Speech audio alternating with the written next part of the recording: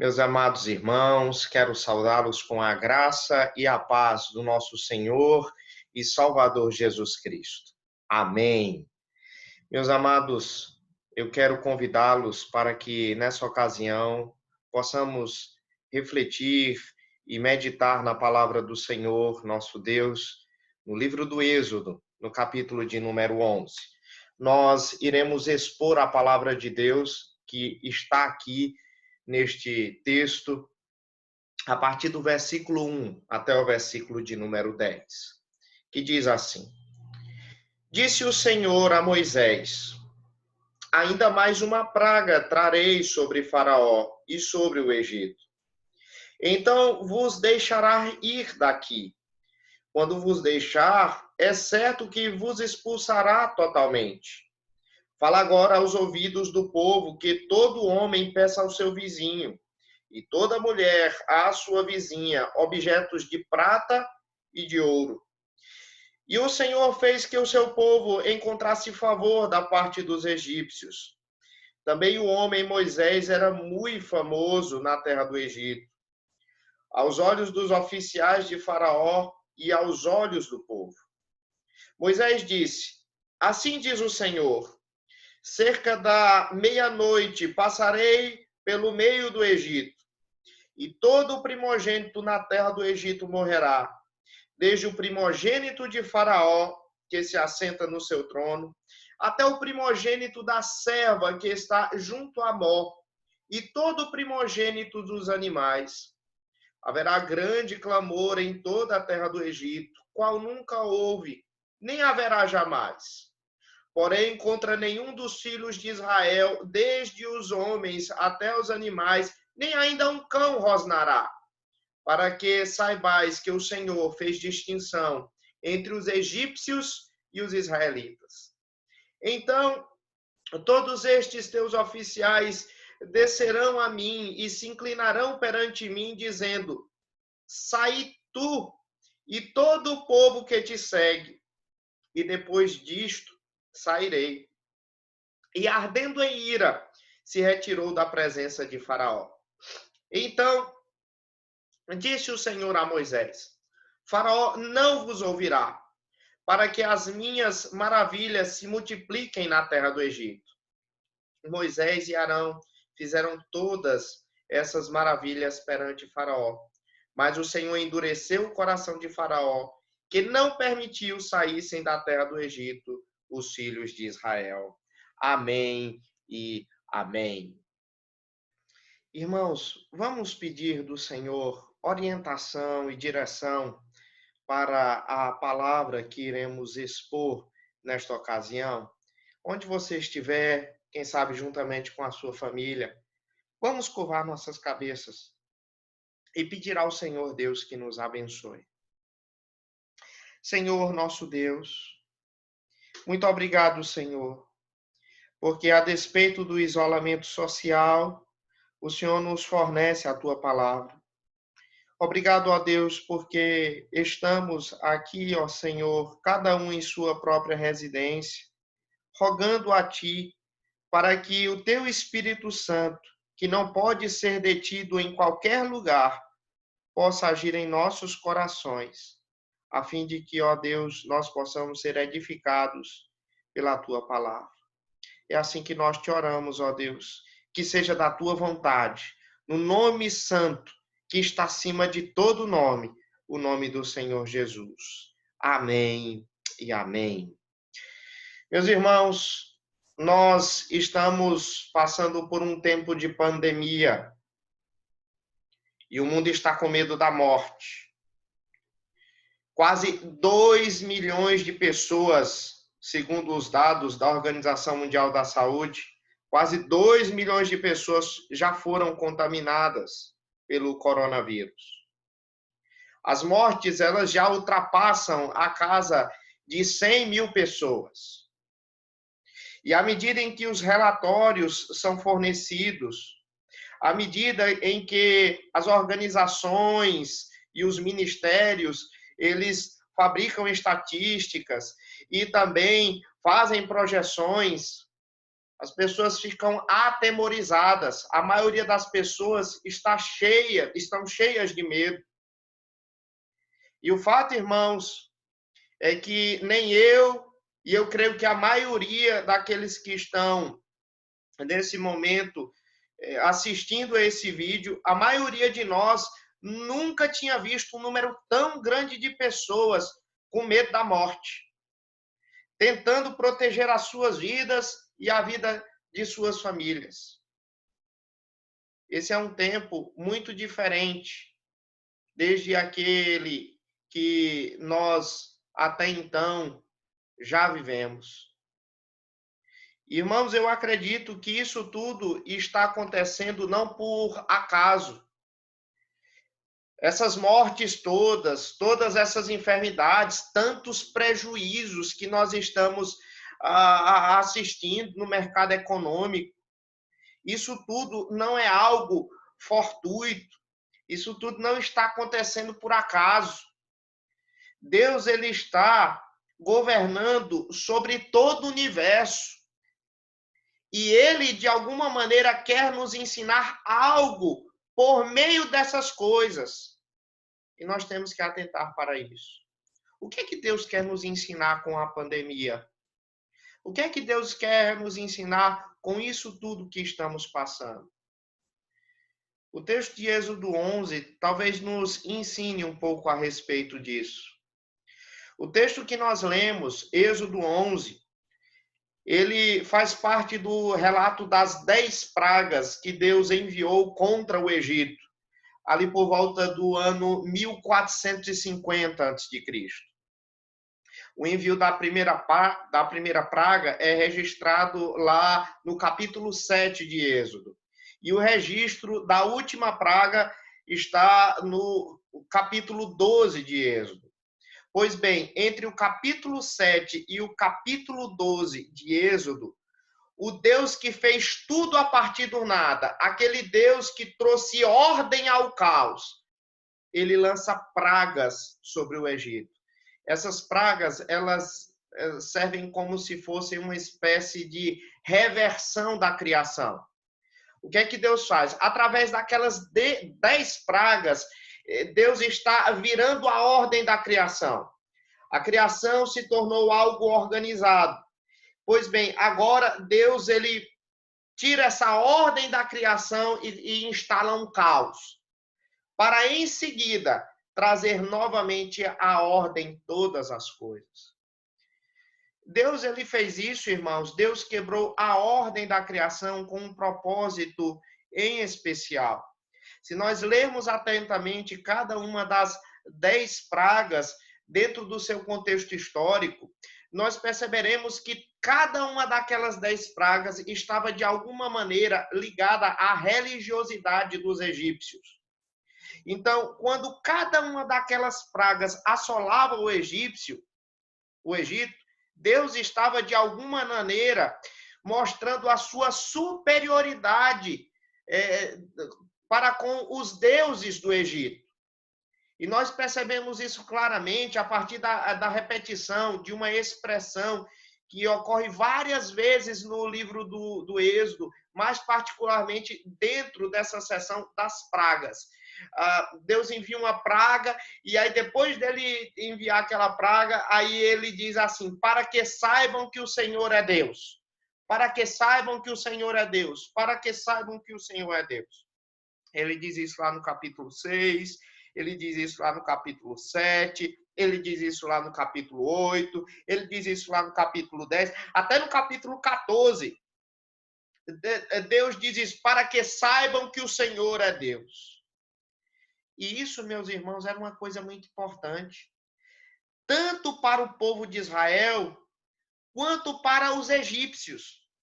O livro de Êxodo, meus irmãos, demonstra que tanto o povo de Israel quanto os egípcios, eles não conheciam o Senhor. Sim, é isso mesmo que você está escutando. O povo de Israel, que havia sido levado com Jacó, seus filhos, para o Egito por ocasião de que José era vice-governador do Egito, eles haviam passado 4 séculos ali no Egito. Pois bem, o povo de Israel passou esse tempo todo ali, no meio daquela idolatria, no meio de culto a falsos deuses.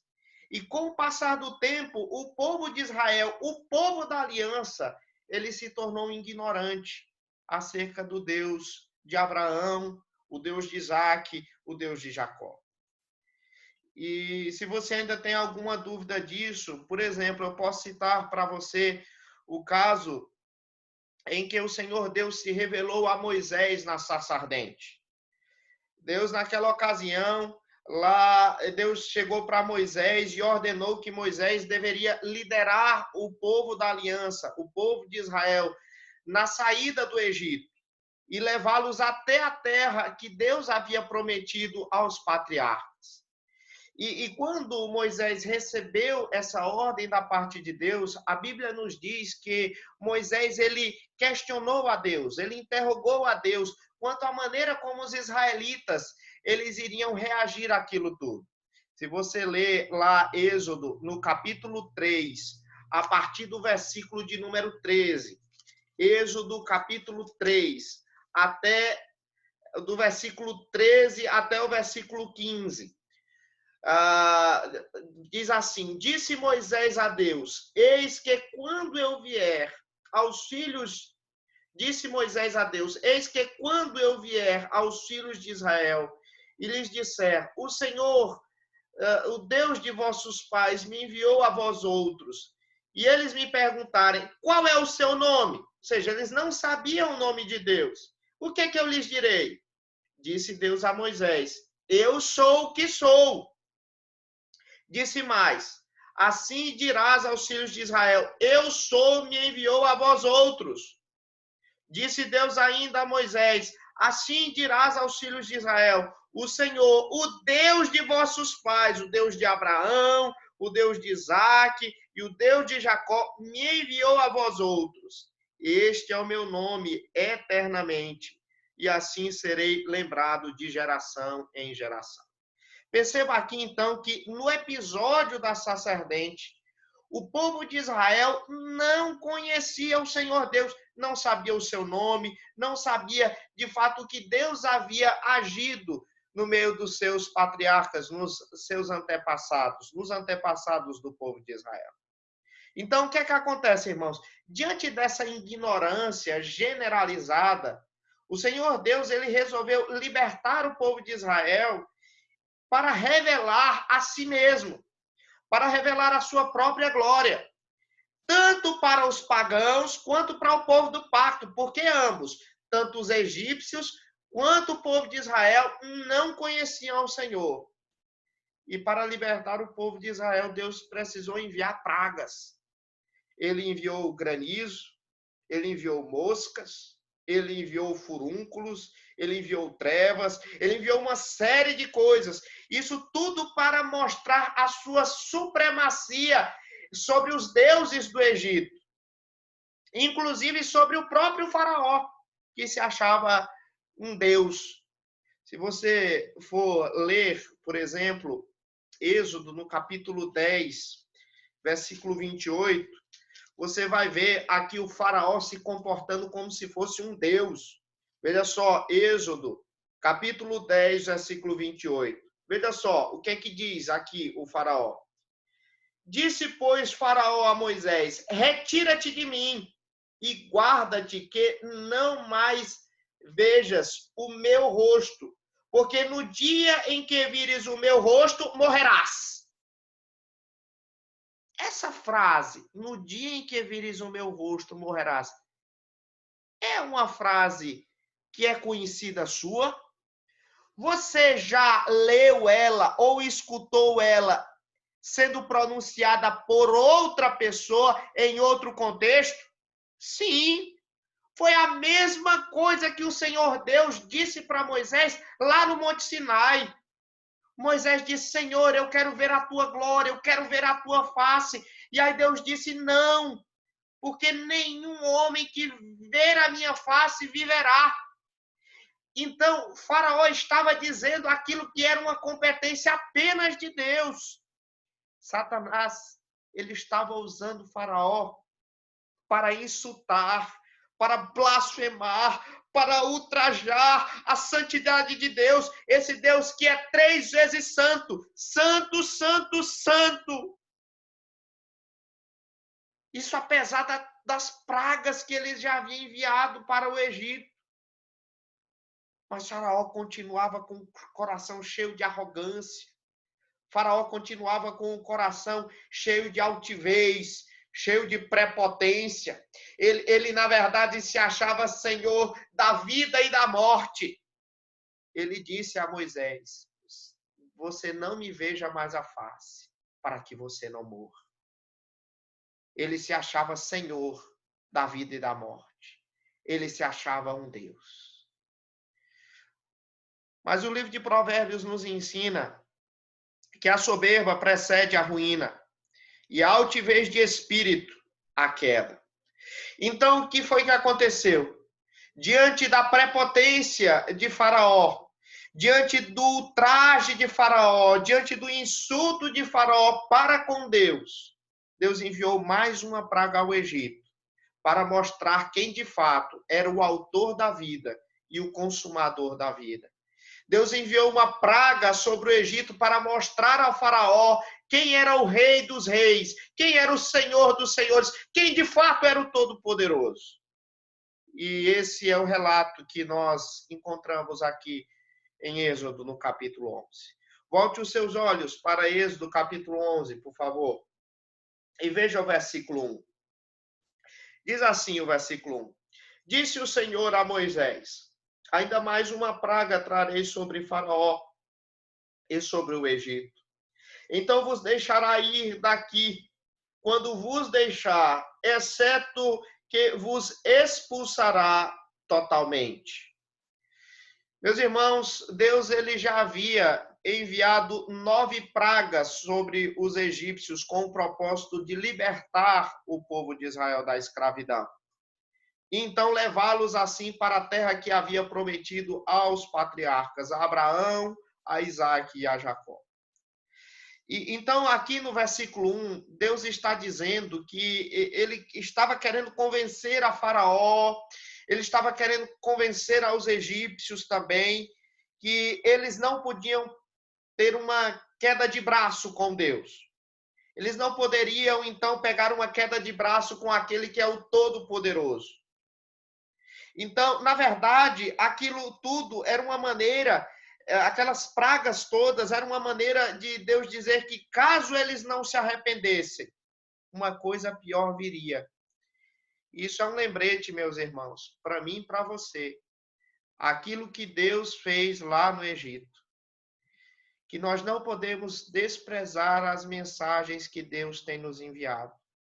Nós não podemos achar que todas essas coisas que estão acontecendo no mundo são coisas assim aleatórias, sem sentido, são coisas vãs. Nós temos que ver que Deus tem um propósito para todas as coisas. E Deus estava, por meio de Moisés, interpretando todos aqueles acontecimentos a Faraó, mas mesmo assim Faraó continuava impenitente.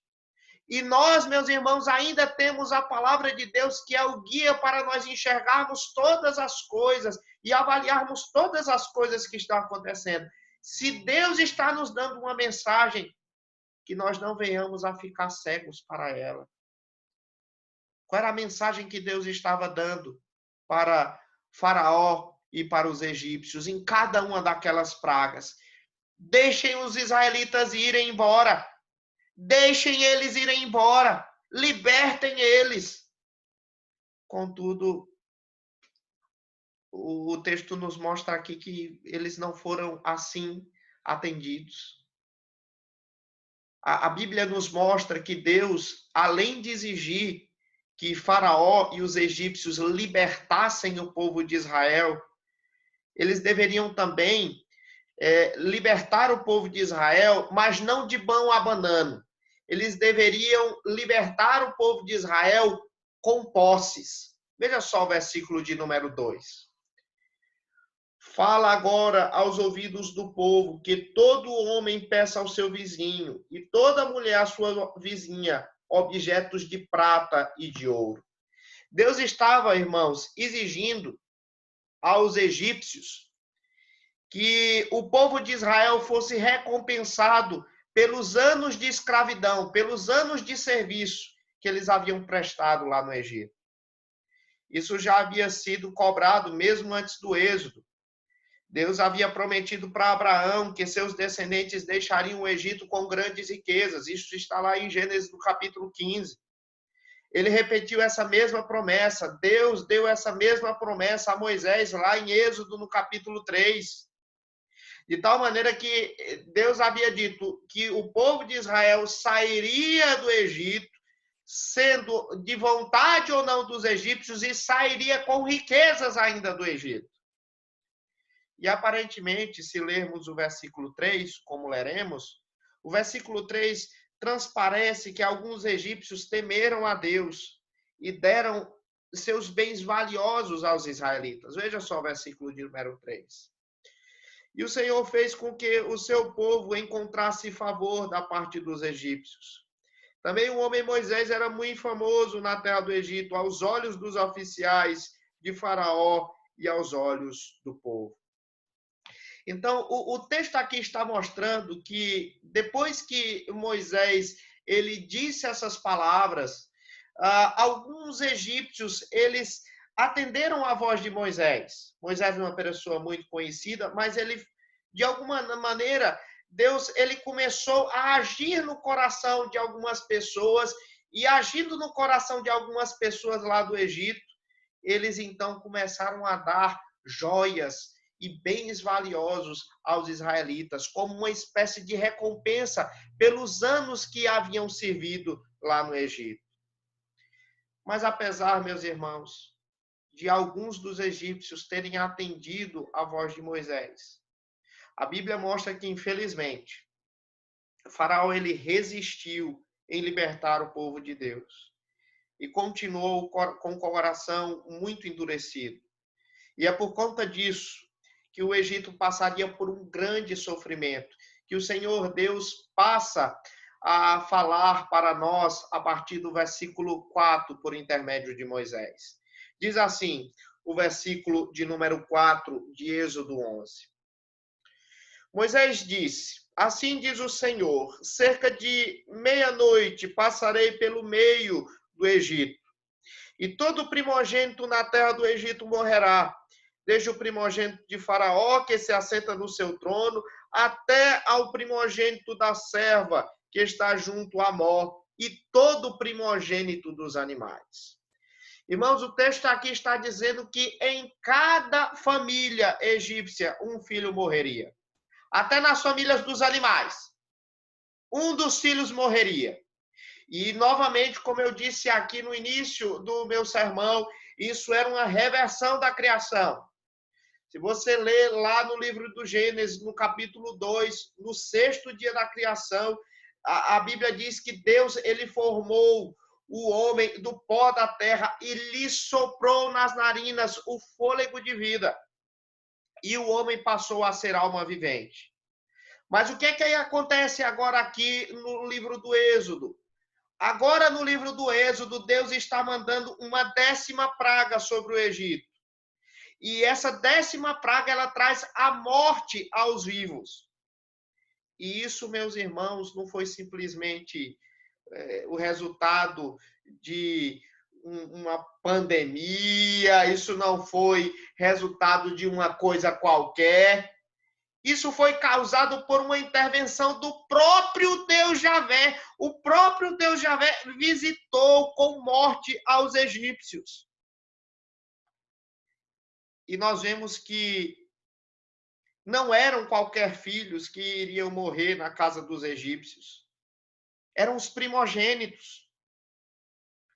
E se você conhece de alguma maneira as culturas, você vai perceber que os filhos primogênitos, na maioria das culturas, eram considerados especiais, Pois bem, o que está acontecendo agora aqui é que todos os primogênitos do Egito, eles morreriam.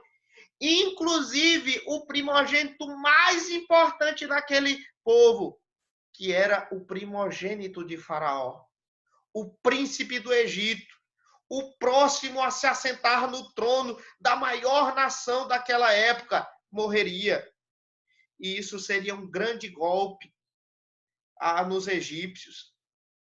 Isso seria um golpe, inclusive, na crença que eles tinham. Eles acreditavam que, de alguma maneira, o filho de Faraó, o filho primogênito de Faraó, ele seria, então, o sucessor dos deuses.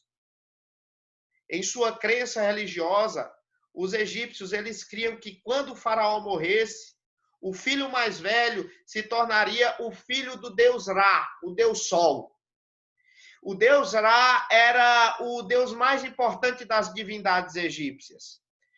Os egípcios acreditavam que foi Ra que havia criado todo mundo, todo o universo. Por isso, a morte do primogênito de Faraó seria uma espécie de morte da próxima divindade. O homem que iria governar o Egito como um deus iria morrer. Então, meus irmãos, o Deus de Israel estava fazendo aquilo porque ele é um Deus zeloso por sua própria glória. O Deus que diz lá em Isaías, a minha glória não dou a outrem. Ele estava dizimando os primogênitos do Egito, e inclusive o primogênito que era idolatrado naquele lugar. Porque Deus, ele é o único que merece o louvor. Deus, ele é o único que merece a nossa adoração. Deus, ele é o único que merece o nosso culto. E a morte daqueles primogênitos iria, de fato, fazer com que esse culto errado, esse culto herético, esse culto pagão, ele fosse evitado. Obviamente, isso causaria uma grande consternação aos egípcios. Note só no versículo 6. O versículo 6 diz o seguinte: haverá grande clamor em toda a terra do Egito, qual nunca houve nem haverá jamais. O texto está dizendo que todos os egípcios sofreriam, desde o faraó até o escravo mais humilde. Todas as casas teriam um clamor, todas as casas teriam uma lamúria, de maneira que até então nunca havia se visto. Mas enquanto isso, por outro lado, os israelitas, eles permaneceriam intocados. Isso é uma coisa muito importante, irmãos, compreendermos isso, porque o Egito, mais do que qualquer outro povo, era um povo que era obcecado pela morte e também pela vida após a morte. Os egípcios, eles faziam tudo para se preparar para a vida futura. Só para você ter uma ideia, geralmente eles investiam praticamente tudo aquilo que eles haviam acumulado de riquezas e de posses durante toda a sua vida para aquilo que eles chamavam de a vida após a morte. Então, eles faziam de tudo para acumular na vida recursos para essa vida após a morte. Só para você ter uma ideia, aquelas grandes pirâmides que nós vemos lá no Egito, aquilo não passa de grandes tumbas, tá? Você vai lá no Vale dos Reis, lá no Egito, é cheio de famosos túmulos que são testemunhas, inclusive, da preocupação que os egípcios tinham com a morte e com a vida após a morte. Até hoje, por exemplo, nós encontramos várias múmias que enchem os museus do mundo inteiro. Os egípcios, eles criam em um deus chamado Osíris. Esse deus, ele tinha esse nome que significava o poderoso, o soberano. O seu assistente, um deus de segundo escalão, era um deus chamado Anubis. Anubis, ele era o deus do submundo. Anubis era aquele deus que supervisionava o embalsamento dos corpos e guiavam os mortos durante sua passagem para a vida após a morte. Interessante o fato, irmãos, de que Anubis ele tinha uma forma canina. O rosto dele era de cachorro, o que, aliás, pode explicar parcialmente a referência aos cães que nós temos no texto aí no versículo 7, no início do versículo 7. Diz assim: porém, contra nenhum dos filhos de Israel, desde os homens até os animais, nem ainda um cão rosnará. Ou seja, enquanto Anubis ele guiava os mortos para essa vida após a morte, supostamente no conceito egípcio, ele que era um deus cão, o povo de Israel, ele não seria assolado pela morte, e nem um cachorro rosnaria. Isso aqui era uma ironia que Deus estava fazendo para com a crença pagã dos egípcios, que acreditavam em outros deuses. E o fato, meus irmãos, é que, assim como os egípcios, todos os seres humanos têm alguma maneira de lidar com a vida. Todos os seres humanos têm alguma maneira de lidar com a morte. E a maneira como encara a vida e a morte é peculiar de cada um ser humano. Por exemplo, os niilistas, eles dizem assim: a vida não tem sentido. Eu poderia tirar muito bem a minha própria vida e estava tudo certo. Já os hedonistas, eles dizem assim: coma, beba, seja feliz, porque amanhã você vai morrer. O moralista, ele diz assim: eu tentei ser uma boa pessoa. O que Deus quer mais de mim? Você percebe? Cada pessoa, ela tem uma maneira diferente de enxergar a vida e a morte. Mas todos estes que eu acabei de dizer, meus irmãos, todas estas perspectivas, elas estão equivocadas, porque elas se esquecem de fazer a única coisa que Deus exige. A única coisa que Deus exige para que nós façamos aqui nessa vida, a fim de desfrutarmos uma vida melhor após a nossa morte, é o arrependimento dos nossos pecados. E esse é o erro mortal pelo qual muitas pessoas estão cometendo e que estão sendo levadas por conta disso para o inferno. A menos que haja arrependimento, o inferno é o destino da maioria das pessoas. E esse foi o erro de Faraó. Ele tinha crenças em vários deuses que poderiam ajudá-los numa suposta vida após a morte. Mas à medida em que Deus se revelava para Faraó cada vez mais ele endureceu seu coração. E ele não se arrependia dos seus pecados, ele não se arrependia da sua idolatria.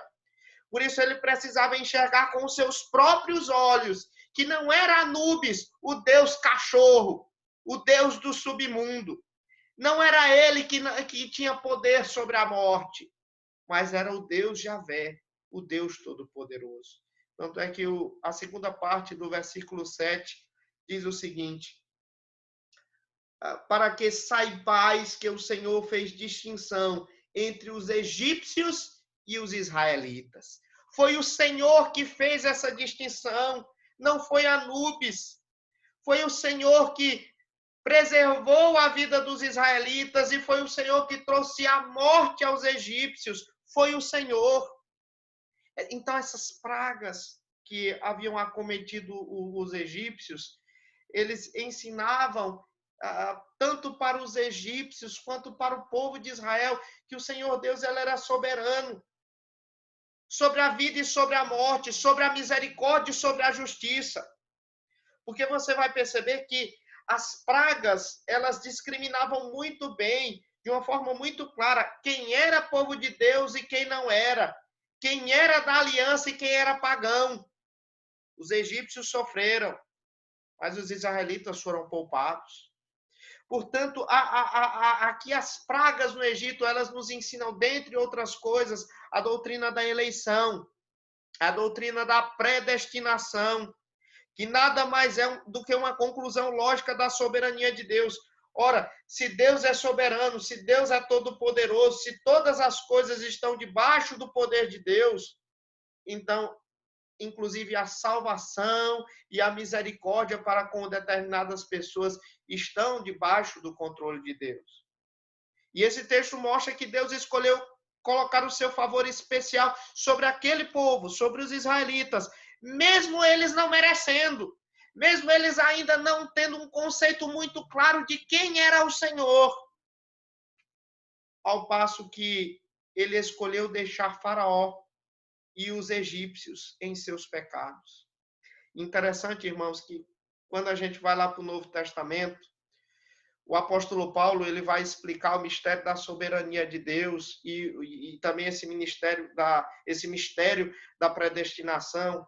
Ele aponta de volta para esse episódio do Êxodo, lá em Romanos, no capítulo 9, versículo 16 a 18, o apóstolo Paulo diz assim: não depende de quem quer ou de quem corre, mas de usar Deus a sua misericórdia. Porque a Escritura diz a Faraó: para isso mesmo te levantei, para mostrar em ti o meu poder e para que em meu nome seja anunciado em toda a terra. Logo, diz o apóstolo Paulo, tem ele, Deus, misericórdia de quem quer e também endurece a quem lhe apraz. Então, meus irmãos, eu creio profundamente que dentre as coisas que essa pandemia está sendo usada por Deus para nos ensinar, é que nós estamos vivendo nessa pandemia com um propósito colocado por Deus para fazer a distinção entre o seu povo e aquele que não é seu povo. Deus está usando essas causas que trazem tanta preocupação, que estão trazendo tanta morte, que está trazendo tanto prejuízo financeiro, justamente para isso, para fazer uma distinção entre o seu povo e aquele que não é o seu povo. E como é que isso é demonstrado? Isso é demonstrado pela atitude das pessoas. A depender da atitude das pessoas, nós veremos se elas são ou não do Senhor. É isso que o versículo 8 nos mostra. Veja só, versículo 8, capítulo 11 de Êxodo, versículo 8. Então, todos os teus oficiais, isso é Moisés dizendo para Faraó, então todos estes teus oficiais descerão a mim, ou seja, depois da praga, e se inclinarão perante mim, dizendo, sai tu e todo o povo que te segue, e depois disto sairei. E ardendo em ira, se retirou da presença de Faraó.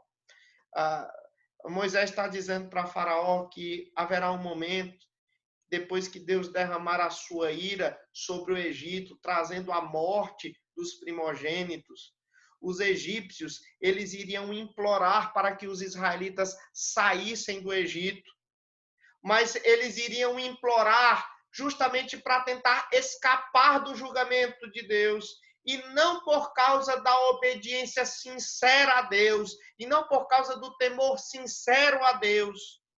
Na cabeça deles era o seguinte: quanto mais cedo os israelitas partissem, depois da morte dos primogênitos, melhor seria.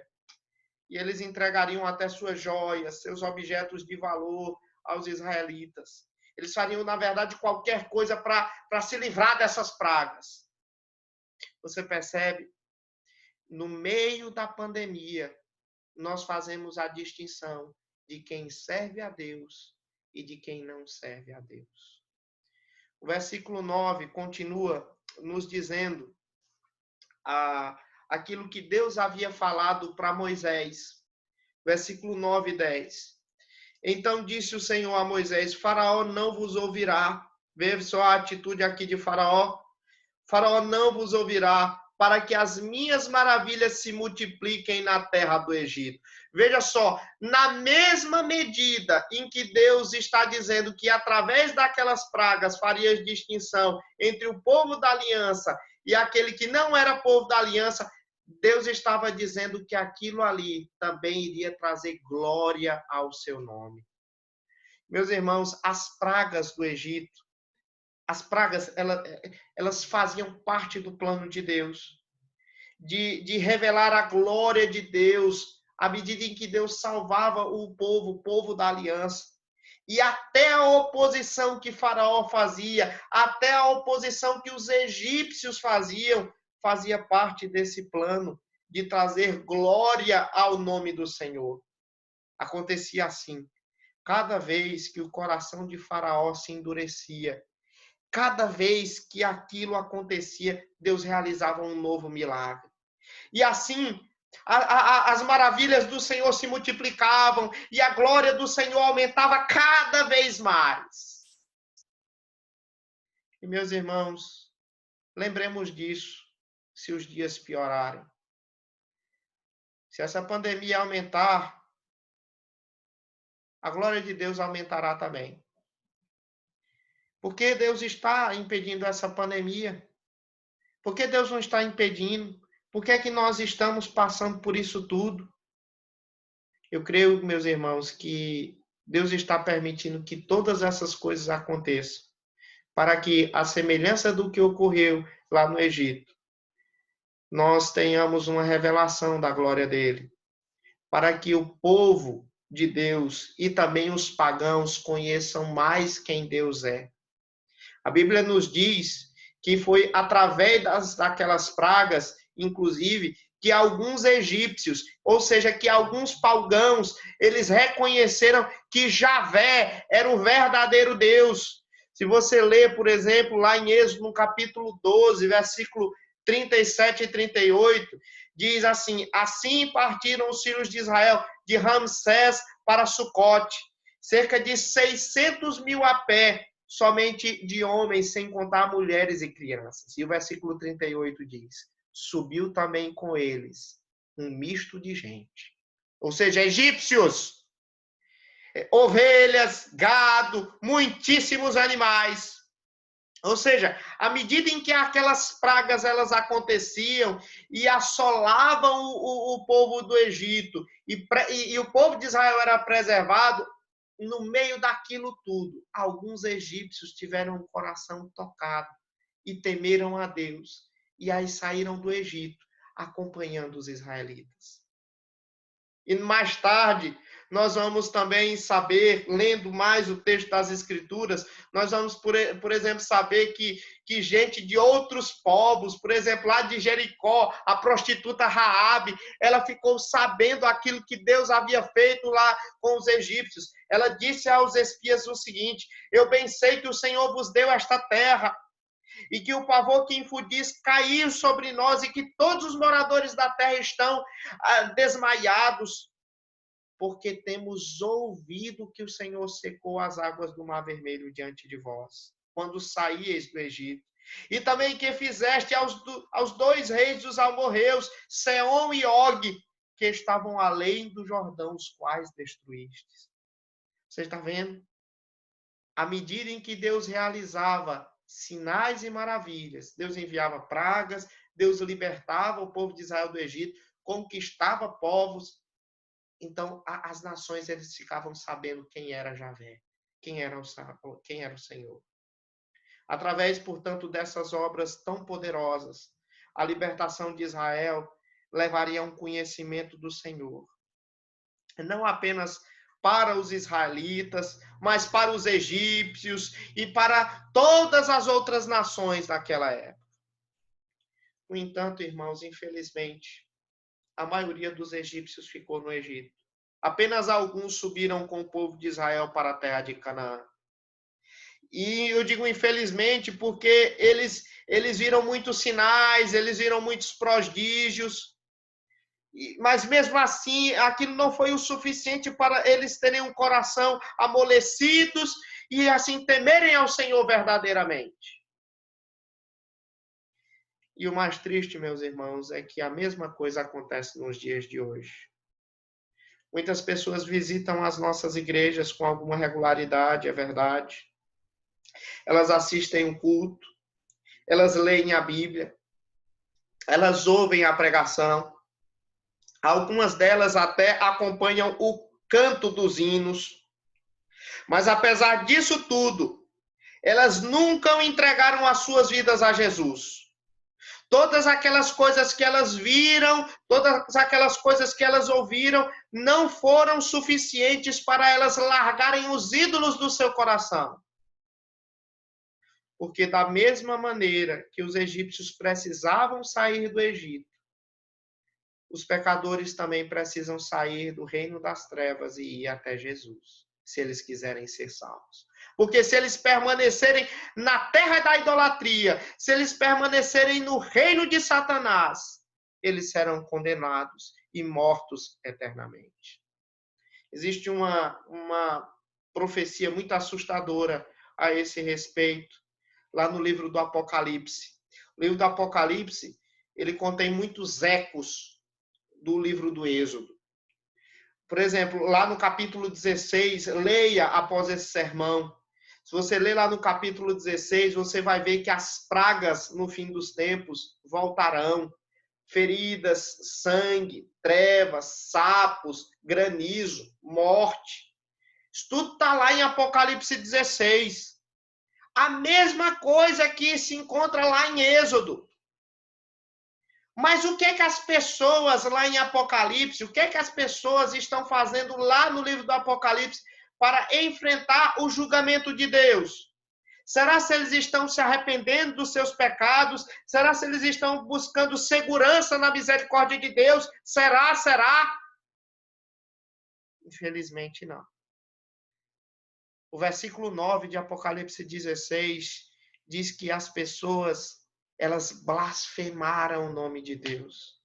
O Deus que tem autoridade sobre estes flagelos e nem se arrependeram para lhe darem glória. Quem sabe, meu amigo, você está me escutando, você ainda não professou a sua fé, você não foi batizado, você ainda não entregou a sua vida a Cristo. Meu amigo, não haja desse jeito. Senão você vai para o inferno. É isso que a Bíblia está dizendo, não sou eu que digo, é a Bíblia que diz. Isso não é crueldade da minha parte, isso é a verdade. Você está indo por um caminho muito tenebroso. Esse caminho é o caminho da morte eterna. Quem sabe você está com medo do coronavírus. Mas a Bíblia está lhe dizendo nessa ocasião para que você não tema aquilo que mata o corpo. Você não pode temer isso. Não tema o que mata o corpo e não pode matar a alma. Tema antes aquele que pode fazer perecer no inferno tanto a alma quanto o corpo. Ou seja, creia em Cristo. É Ele que pode lhe perdoar os seus pecados e lhe salvar da ira vindoura. Nós estamos em Êxodo no capítulo 11. Mas em Êxodo no capítulo 12, nós temos uma nova etapa dessa história. Enquanto que em Êxodo no capítulo 11 nós temos o anúncio da morte dos primogênitos do Egito. Em Êxodo no capítulo 2 nós temos a realização disso. E nós teremos também a realização da Páscoa. Sim, um cordeiro será morto. Um cordeiro será morto para que os israelitas sejam poupados da morte. E nós sabemos a que esse cordeiro apontava. Para o Cordeiro de Deus, Cristo Jesus, que nos salva da ira vindoura. João Batista disse assim quando viu Jesus: eis o Cordeiro de Deus que tira o pecado do mundo. É Ele que pode nos livrar justamente da ira vindoura e da morte eterna. Pois Ele morreu pelos nossos pecados. Sim, o primogênito Filho de Deus, Ele foi morto para que nós pudéssemos ter vida em seu nome. Que Ele nos ajude, que Ele nos dê graça, para que nós possamos passar por isso tudo, servindo a Ele e cada vez mais conhecendo a Ele e a sua própria glória. Quantas pessoas vão morrer no coronavírus, eu não sei. Mas eu sei que Deus está utilizando isso tudo para que o seu nome, Javé, ele seja mais conhecido depois disso tudo. Para que eu e você possamos render mais glória ao seu nome. Para que os ímpios possam se converter. que Ele possa nos conduzir desse Egito que estamos vivendo para a Canaã celestial e que o próprio Senhor Jesus seja o nosso guia, que Ele possa nos abençoar. Amém. Curve a sua cabeça, feche os seus olhos. Vamos orar ao Senhor nosso Deus. Senhor nosso Deus, nós estamos vivendo uma época tão difícil. Nós vivemos uma época em que as pessoas, elas estão temendo a morte, mas elas ainda não estão temendo o Senhor. Mas tu, ó Deus, que é um Deus soberano sobre tudo e sobre todos, rogamos a ti, Senhor, que tu uses esses momentos, que use essas circunstâncias para que a glória do teu nome seja revelada, ó Deus, neste mundo. Para que os ímpios, ó Deus, possam se curvar diante do Senhor e servir ao Senhor. E que assim, ó Deus, o teu nome seja cada vez mais exaltado e glorificado. Usa-nos, ó Deus, inclusive como instrumentos nesse sentido. Coloca a palavra em nossas bocas. Coloca, ó Deus, em nós intrepidez, ó Deus, para que nós possamos assim agir de maneira que agrade ao Senhor. É assim que nós te oramos, ó Deus, no nome do Senhor Jesus. Gratos por tão grande salvação. Amém e amém. Meus amados irmãos, que Deus os abençoe muitíssimo. Que Deus possa abençoar o restante do dia do Senhor, a vocês, as suas famílias, e que dentro em breve nós possamos nos reencontrar novamente. Que Deus os abençoe. Amém e amém.